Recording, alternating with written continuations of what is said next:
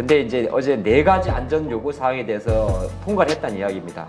아직도 지금 표준은 정리가 되지 않았고 테슬라도 곧 출시라고 한 거예요. 하반기에서는 이 3,300억대의 배터리 적자를 흑자로 줄 수 있다는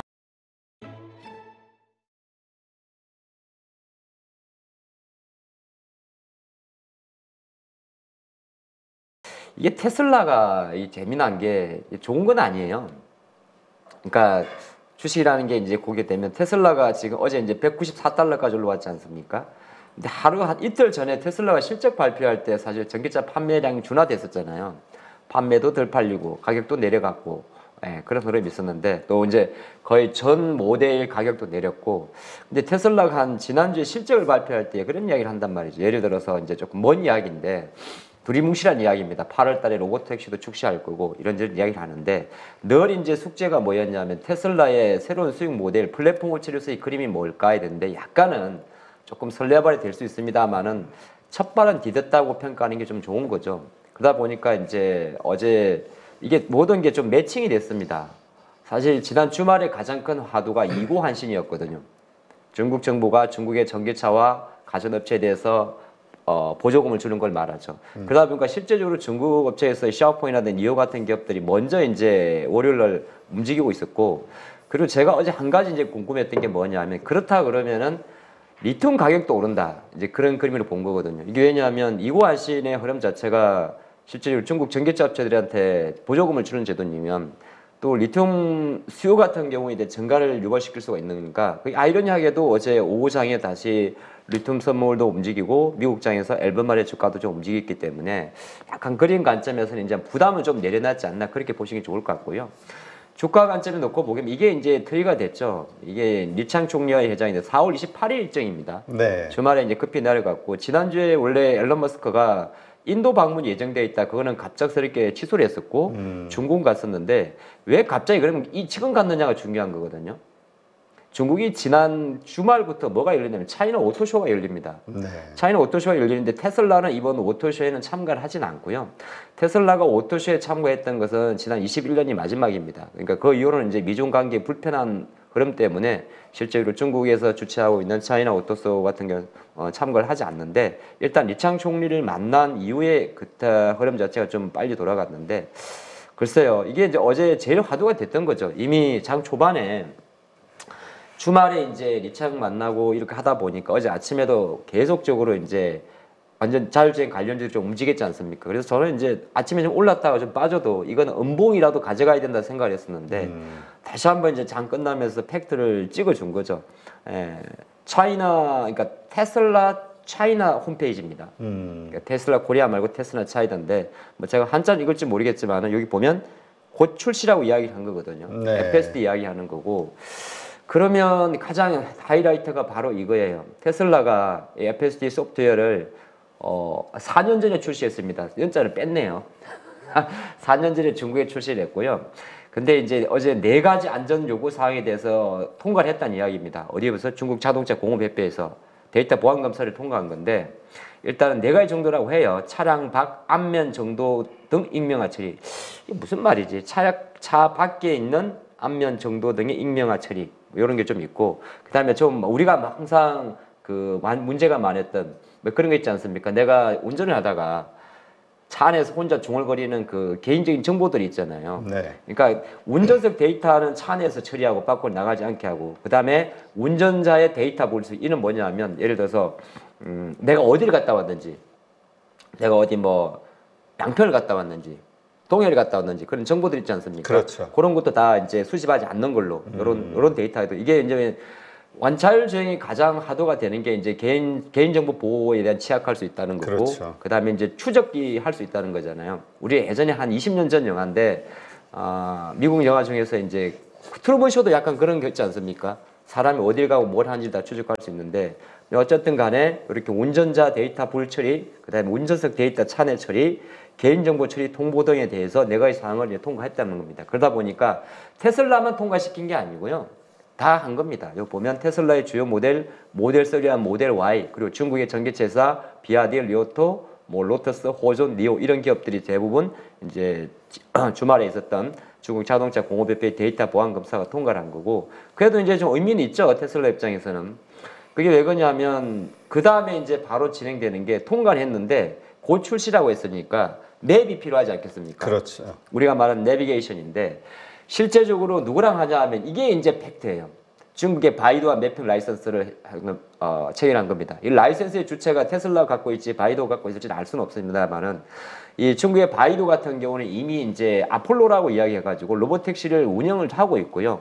이 아폴로 로보택시의 실물 사진입니다. 근데 제가 좀 자료를 봤더니 중국 4개 도시에서 벌써 서비스를 운영 중에 있고 모바일 앱을 통해서 호출이 가능하고요. 23년 2분기 기준으로 누적 승차 건수는 71만 건이라고 이야기를 합니다. 물론 이제 중국이기 때문에 우리가 이 데이터를 뭐 믿고 안 믿고 차후의 문제고 그래서 가장 중요한 거는 이제 바이두와 매핑 라이센스 계약을 체결해야 되는데 매핑 라이센스라는 건 아시겠지만 이제 우리나라만 내비게이션 지도거든요. 지역이나 국가의 지도 데이터를 서로 제작하고 유통 활용할 수 있는 권한입니다. 그러면 테슬라는 바이두의 매핑 라이센스를 활용하면서 중국의 공공도로 데이터 수집이 가능한 거고 그럼 바이두도 또 뭔가 남는 게 있어야 될 거 아니에요. 지금 나와 있는 이야기는 테슬라 쪽으로 약간 차선 수준, 그러니까 우리가 직진이죠. 차선 수준의 내비게이션을 좀 제공한다고 이야기를 합니다. 그래서 긍정적인 관점에 놓고 보게 되면 이건 테슬라도 긍정이고 바이두도 긍정인데 뭐 이런 거죠. 뭐 중국의 자율주행 시장 발전에 계기가 되는 거고 또 테슬라 같은 경우는 아무래도 FSD 출시를 이제 조금 더 앞당길 수 있는 내용이 되는 거죠. 이렇다고 해서 바로 갑자기 나가는 건 아니에요. 아까 말한 곧 출시라고 했으니까. 근데 이제 단점은 많이 나올 건데 이게 어느 정도의 캐파를 말씀드린 거냐면 이거 가지고 테슬라가 $200까지 움직인 거야? 이게 64,000위안이잖아요. 우리 돈을 환산하면 1,200만 원 정도 하거든요. 지금 위안화 기준으로. 근데 이거는 이제 쉽게 말해서 적용이 되게 되면 실제로 차를 뭐 0.3대수의 차를 더 파는 효과가 있는 거죠. 그렇죠. 일단 새로운 매출원이 생기는 거니까. 네. 그리고 또 하나가 이거를 보통 보게 되면은 단발로 하지 않고요. 그냥 아마 구독 경제로 놀 가능성 되게 많아요. 그러니까 완성차 같은 자동차 같은 경우는 플랫폼이기 때문에 5천만 원짜리 딱 팔고 거기에 뭐 이제 할부라든지 리스가 들어가겠지만은 이런 건 하나의 소프트웨어 패키지이기 때문에 단품으로 들어갈 수도 있고 구독으로 들어갈 수 있기 때문에 충분히 뭐 약간은 뭐 쇼커브도 입자나 있긴 있겠습니다만은 약간은 이거는 되게 의미가 있다 그렇게 보는 거고 그래서 제가 한번 시간을 내 가지고 이거 특집으로 준비를 했어요. 아 그래요? 네. 아니 술도 안 드셨는데 어찌 이런 또 기특하신 생각을 하셨습니까? 오늘은 배터리가 오른 날이거든요. 어제도 올랐지만 이런 날만 기다렸다. 오늘은 양봉입니다. 네. 내가 웬만하면 양봉 안 외칩니다. 그러게 오랜만에 양봉을 외치시는 것 같아. 오랜만은 아니에요. 어제부터 좀 이 다음까지 보면 기가 막힙니다 오늘은. 그래요. 하여튼 기막힌 소리 한번 들어봅시다. 오랜만에. 그러니까 요거는 이제 매핑인데 좀 그냥 한번 정리를 해봤어요. 글로벌 기준으로 지금 모빌리티 기업의 소프트웨어 자율주행에 대해서는 어떤 메커니즘을 갖고 있나. 중국의 BYD와 바이두 같은 경우는 계속적으로 전기차를 만드는 회사와 솔루션을 갖고 온 기업들은 협력을 하고 있는 거고 글로벌 기준으로 놓고 보면 이제 자율주행 택시로 가게 되면 아마존 그다음에 마이크로소프트는 이제 클라우드 기반 자율주행 서비스를 제공하게 되는 거고 많이 들어봤던 구글의 웨이모가 있죠. 그리고 이제 이거는 이제 GM 같은 경우도 크루즈라고 이야기해가지고 로보택시 사업 비즈니스를 준비를 하고 있습니다. 그리고 이제 우리가 차량 공유로 들어가게 되면 우버라는 기업 많이 들어보셨을 거고요. 이러한 플랫폼을 위해서 이제 많이 만들어지는 게 이스라엘 기업 모빌아이가 있을 거고 또 퀄컴, 엔비디아. 그러니까 엔비디아 같은 경우도 이제 자율주행 직관련에서는 넘버1으로 되는 겁니다. 그리고 이제 자율주행 관련 소프트웨어를 제공하는 업체에서는 대한민국에 현대모비스가 있다면 글로벌 기업 기준으로는 액티브라는 기업이 좀 있을 수가 있고요. 테슬라는 현재 뭐 라이더 센서를 적용하지 않는 상태에서 약간 독자적인 기술 개발을 진행하고 있는 상황인데 이제 이게 앞으로 이쪽으로 들어올 가능성도 없잖아 있다고 해요. 현대차는 비상장 기업 포티다시죠. 42점, 요 기업과 함께 계속 진행을 하고 있는데 요거는 그냥 한번 계약을 한번 절궈봤습니다. 아직까지는 규차된 표준화가 정리되어 있지 않아서 자율주행은 너무 우리가 수를 각자의 노선으로 진행되고 있는데 뭐 이걸 제가 그냥 요거는 한번 개괄적으로 열어본 거예요. 그런 관점으로만 보시면 좋을 것 같습니다. 근데 이제 우리나라 제가 보니까 한국과학기술기획평가원의 자료를 좀 조사를 해봤는데 특허 출원 국가의 증가율을 놓고 보게 되면은 제일 많은 기업은 사실 이스라엘 기업 모빌아이입니다. 지금 인텔 기업이 있지만은 그렇죠. 그다음에 웨이모라든지 바이두 이런 현대차 기업인데 연도 기준으로 했을 때 자율주행 관련 특허국의 연평균 전가율은 대한민국이 1위입니다. 예, 그러니까 특허를 가장 많이 갖고 있는 나라는 모빌아이는 기업인데 현대차나 기타 관련 기업들의 특허 관련에 그러니까 자율주행 관련해서 우리가 온센서라고 이야기하는데 카메라, 라이드, 센서 포함해서 특허를 가장 빠른 속도로 증가시키고 있는 나라는 한국이기 때문에 현대모비스가 지금 송도, 인천, 영종도까지 이어지는 40km 제가 2주 전에 한번 정리해 드렸지 않습니까? 그럼 현대모비스 주축으로 계속 테스트를 진행하고 있습니다만은 이번 이런 이슈 같은 경우는 지금 당장은 아니지만은 국내 기업이 그래도 상당히 높은 수준의 자율주행 특허를 계속 개발하고 있다. 이거는 우리가 짚고 가면 좋을 것 같습니다. 이거는 그냥 국내 기업이 이런 거를 준비하고 있다. 이렇게 봤고요. 이제 두 번째 이야기는 자율주행 여기까지네요. 근데 또 우리가 이렇게 얘기하면 또 우리 토마스는 또 부정적인 얘기를 또 하고 싶잖아요. 네. 물론 이건 내 내용이에요.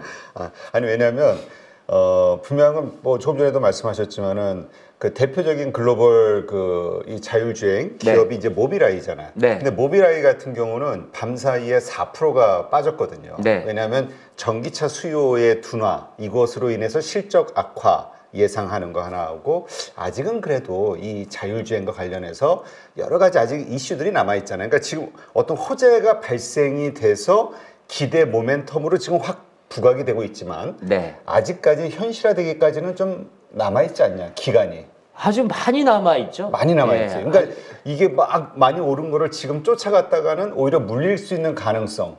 예, 그럼요. 아까 제가 이야기 드렸잖아요. 아직도 지금 표준은 정리가 되지 않았고 테슬라도 곧 출시라고 한 거예요. 그러니까 지금 출시된 건 아니고 출시 시기가 앞다진 거기 때문에 이 이슈 관점에서는 중요한 거는 테슬라 주가에는 긍정이 되는 거고요. 테슬라는 이 힘으로 쉽게 빠지진 않습니다. 그리고 이 힘을 가지고 오늘 장에도 조금 아침에 상당히 강하게 움직일 수 있는 기업들이 이제 여러분 많이 알고 있는 어제 시간에 움직여서 그런 게 아니라 어차피 많이 올랐잖아요.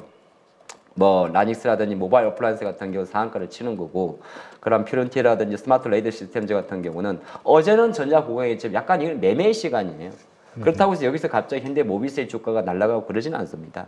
근데 이제 자율주행 이슈가 조금 더 진행이 됐고 이건 오늘 주제는 테슬라가 조금 더 수익 모델에서 좀 기울음을 찾지 않겠느냐 그게 포커스고 오늘 장 오전에 움직이는 자율주행 관련주들은 어제는 이제 정강 호약이었지만 그래도 오늘은 시세가 조금 유지시켜주지 않겠느냐 그게 포커스를 맞췄고요. 두 번째는 맞습니다. 그거는 왜 그러냐면 애플카 저번 결정적 이유가 사실은 자율주행이거든요. 저는 그리 보고 있거든요. 그 관점이기 때문에 아까 말씀하신 대로 모빌아이 이야기도 계속 좋은 흐름이 됩니다. 그거는 이제 리스크 요인이 되는 거고 두 번째 이제 배터리 이야기인데 어제 장 후반에 보게 되면 2차 인디 관련들이 쭉 들어옵니다. 물론 이제 5월 3일 날 에코프로 그룹이 이제 실적 발표를 하게 되고 어제 이제 퍼즐 하나 맞춰가는 게 바로 SK온입니다. SK 이노베이션인데 형편 없어요. 매출 1분기 기준으로 1조 6천억. 그러니까 배터리 매출도 줄었고 2차 전지 포함 SK온의 배터리 사업부는 3,300억 정도의 적자를 보이게 됩니다. 적자폭은 확대됐고 LG엔솔처럼 AMPC 규모 같은 경우도 덜 팔렸으니까 AMPC가 안 나오죠. 2,400에서 305. 근데 이제 뭐냐면 약간 희망을 준 게 있어요. 이 희망을 갖고 가야 될지 지켜봐야겠습니다만은 일단은 2분기 정도가 되게 되면 크게 놓고 보게 되면 하반기에서는 이 3,300억대의 배터리 적자를 흑자로 줄 수 있다는 약간 희망을 좀 던져준 게 있어요. 이 SK온에서 나온 이야기인데 하나씩 좀 풀어보면 실제적으로 지금 한국, 유럽, 미국, 중국 한 4개 국가에서 배터리를 양산 그리고 생산을 준비 중에 있는데 포커스를 맞춘 데가 유럽과 중국입니다.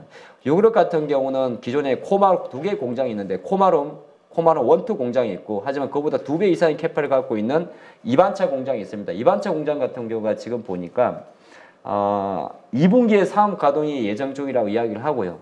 그러면 2분기에 사업 가동을 한다는 건 SK온 입장에서는 실제로 어느 정도의 그 사람들이 되겠냐 하니까 기존의 코마롬의 공장 직원들의 조기 교육을 지금 계속 조기 교육이 아니라 노하우를 교육 중이라 하고 인력을 좀 계속 채용한다고 이야기를 합니다. 그러면 유럽 공장에서 실제적으로 여기 보시면 회색이 EU인데 23년도 기준으로 18기가와트 아웃시 정도의 캐파 자체가 2분기부터 2반차 공장이 확대되게 되면은 무려 38기가와트시 아워로 2배 이상이 점핑을 한다는 거죠.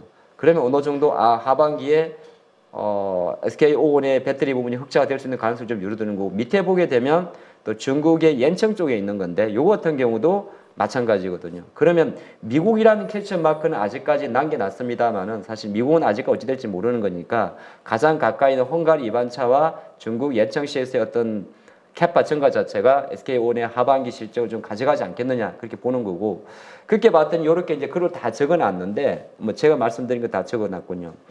아까 그 코마론 포함해서 전체적으로 SK온 해외 공장의 수요는 지금 우상향인데 1분기 기준으로는 90% 정도가 나왔다고 해요. 근데 약간 이제 2분기 실적까지 갈 때는 실적은 바로 돌아가지 않는 거는 실제적으로 이제 요 공장하면서 약간은 조합원 조대는 울격병이 듭니다. 그러니까 당장 2분기에는 SK온의 배터리 3천억 적자가 흑자로 가지는 않습니다만은 3분기 하반기로 갔을 때는 헝가리 3공장하고 옌청 쪽에서 흑자가 나면서 어느 정도 수익 모델로 바뀌지 않느냐 그게 모멘텀이 있는 거고 미국에 대해서는 그냥 두리뭉실하게 던졌어요.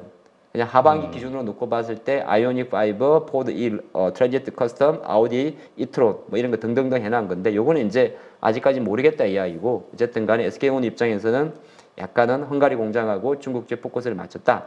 그리 보시면 좋을 것 같고 그러면 이제 그런 과정이 아까 봤지만 이거는 이제 리튬 선물의 움직임인데 네. 이거는 뭐 그냥 차트 하나 띄워둔 거예요. 그냥 그래서 아니 그런 허세를 부리시다니 이 중요한 시점에. 이것도 오를 줄 알았어요. 우리 이제 점점 갈수록 예지 능력까지 생기는 거예요? 이게 탁탁탁탁 올라가잖아요. 저는 사실 어저께 요거 준비할 때면 앨범화를 안 올랐었거든요. 이게 탁탁탁 오르지 않습니까? 예, 요거는 됐고 이제 장중에 나오는 오늘 우리 뭐랄까 우리 양봉 선생이 오늘 정말 그 뭔가 이 자신감 충만한 그런 하루신 것 같은데. 뭐 탄산 리튬 선물까지 올라주면 편안하게 그냥 붙들고 있는 거죠. 예, 그리고 오늘 아무래도 장중에 또 우리 양봉 선생 에코프로 사기 흔들고 있는 사진 한 장 카톡으로 받을 것 같은데. 상한가 치기 전에 어림없어요. 잘 보겠습니다. 아니 근데 2차 전지주들이 물론 그 정말 지금 밸류에이션으로 봤을 때는 아직도 말도 안 된다라고 생각하시는 분들도 있겠지만 가격 조정을 정말 많이 받고 이제는 좀 반등할 수 있는 어떤 전환점이지 않냐 이런 시각들도 분명히 많이 있거든요. 기술적 바든가 저점 상향으로 보시는 게 맞죠. 그러니까 완전 추세 전환. 네, 그러니까 약간 계속 밑에서 오다가 근데 사실 이런 과정에서도 고뇌는 많습니다. 가다 말다 하는데 근데 또 왜냐하면 3월 한 번에 첫 번째 랠리가 있었고 한 달 반 정도 쉬었다가 다시 시작하는 거거든요. 주가 관점에 놓고 보게 되면 포스코 퓨처엠도 대략 25만 원, 7만 원대 그 가격이 되는데 뭐 SK 이야기 했으니까 조금 더 이어서 하겠습니다. 그래서 어제 보게 되면 LNF가 어제 모양을 잘 만들어 놨을 거예요. 한 16만 원 정도. 그래서 SK온 쪽 밸류원 체인 쪽으로 조금 정리를 해봤더니 양극재는 아무래도 에코프로 BM, LNF 코스모 신소재인데 그냥 쉽게 보면 LNF가 23년도 3월 달에 수주 내용을 하나 놓고 보게 되면 SK온 쪽으로 13조 규모 양극재 공급 계획한 이력이 있죠. 요게 이제 실제적으로 유럽 쪽이 되는 거고요. 그리고 이제 에코프로 BM 같은 경우는 지금 아직까지 실적 이야기 이거는 이제 목요일에 한 번 더 우리가 들어보면 될 것 같은데 SK에코프로 BM의 최근 이슈에는 캐나다 케벡에 있는 양극재 공장에 대한 이야기거든요. 근데 요 같은 경우는 보통 들어가는 게 그 당시 기준으로 미국의 포드하고 같이 들어가는 걸로 제가 알고 있습니다. 그래서 그런 모멘텀도 어느 정도 밸류 체인에 엮을 수가 있는 거고 주가 관점에서 놓고 보게 되면 사실은 지금은 뭐 에코프로 머티를 보기보다는 제가 볼 때 양극재를 조금 무순으로 보는 게 나을 것 같고요. 밸류 체인으로 적어놨습니다만은 득산이나 엔캠이나 이런 기업들은 약간 실적 부담이 조금 안고는 있습니다. 그래서 저는 만약 여기서 본다 그러면은 일단 양극재 쪽으로 우선 먼저 투자 포인트를 잡으시면 좋고 나머지는 참조차 적어둔 겁니다. 참조 적어둔 거고 SKC도 어제 조금 움직이긴 했는데 어제는 조금 제가 볼 때는 유리기판보다는 화학 섹터에 대한 움직임이 조금 좋았지 않나 분석을 했거든요. 어제 같은 경우는. 그래서 일단 보신다면 양극재부터 먼저 보시는 게 낫지 않을까 볼 수 있겠고 이쪽에서의 파워가 정말 이제 임팩트 있게 들어온다 했을 때는 휙 내려가지고 장비 쪽. 근데 이거는 지금은 아니에요. 이거는 왜냐하면 일단 저거는 둔 겁니다. 이 장비주들은 실제적으로 공사가 팍팍팍 들어야 되는 거거든요. 그래서 요까지가 이제 보통 이제 기존의 대표적으로 PNT나 하나, 엠플러스 쪽이 SK온 쪽이 많고 윤성도 이제 다시 늘리는 그림이기 때문에 장비주들은 우선순위는 조금 밀려요. 근데 이제 혹시나 보시는 분들은 잠깐 체크하시라고 제가 적어는 놨습니다. 네, 그렇게 보겠습니다. 지금 SK온과 관련해서는 뭐 하여튼 그 상장 이슈가 있어가지고 뭐 여러 가지 지금 논란들이 좀 있죠. 기대감도 있고 지금 나온 실적 가지고는 SK온만 가지고는 한 3,315억 적자가 났다. 네, 맞습니다. 뭐 이런 얘기도 있고. 네. 그래서 이건 이제 상장을 통해서 추가적으로 성장할 수 있는 그 자금 확보를 위한 이 계획이 플랜이 성공할 수 있을 것이냐 여러 가지 논란이 좀 있긴 한데요. 그러니까 SK 이노베이션은 투자를 안 합니다. 아까도 말씀드렸지만 이거는 SK 이노베이션 주가를 투자하기 위해 본 게 아니라 SK 이노베이션 내 SK온 배터리 2차 전지 사업부의 흑자 전환 어떤 스토리에 대해서 이야기하기 때문에 우리가 투자를 하는 관점에서는 물론 이제 SK 이노베이션 주주분 입장에서는 조금 서운할 수는 있긴 있습니다만은 밸류체인 관점으로 조금 보시는 게 좋을 것 같고, 근데 이거는 SK도 마찬가지고 LG도 마찬가지고 LG 화학도 마찬가지로 자금 조달에 대한 이슈는 누구나 있을 수가 있기 때문에 거꾸로 놓고 보게 되면 그래서 벤처전지 관련주들이 만약에 주가가 다시 공장을 착공을 하고 가려 그러면은 금리 하락이라는 첫 번째 키워드는 계속 공통적으로 갖고 가는 거죠. 그렇게 보는 게 어떨까 싶습니다. 네, 참 하여튼 배터리주들 가지고 있으신 분들 그동안 참 마음고생 심했거든요. 2차 전지주 정말 네. 많이 하락해서. 근데 이제 실적 시즌이 끝났다는 것 자체가 한편으로는 기회가 될 수가 있는 거죠. 근데 원래 작년서부터도 작년 4분기도 안 좋았지만은 올해 1분기도 4분기보다도 안 좋을 것이다는 예상이 됐던 건데 네. 그리고 나서 이제 점차 좋아질 것이다. 그럼에도 불구하고 영향을 크게 받은 것 같아요. 그러니까 선반영이라는 시점으로 좀 좋게 볼 줄 알았는데. 네, 근데 이제 원래는 아니고 한 상반기 저점이 많았기 때문에 이제 가장 사실 1분기 이번 배터리 관련주의 실적에서는 원래 기대치가 낮았던 거고요. 가장 포인트는 뭐냐 하면 이제 2분기 실적을 발표하는 7월 달에는 진짜 QOQ 대비해서 유의미한 반등을 보여줘야 되거든요. 그래서 그까지는 이제 한 3개월 정도 인터벌이 남겨놨기 때문에 제가 생각할 때도 오늘 뭐 테슬라도 그렇고 이런 거 준비하면서 약간 희망회로를 좀 던져드렸는데 이제 5월로 넘어가기 때문에 실적이란 부담감보다는 다시 모멘텀으로 가지 않나 그 관점으로 보신다면 조금 트레이딩 관점에서는 그렇게 부담스럽진 않지 않겠느냐 그렇게 보고 있습니다. 네, 알겠습니다.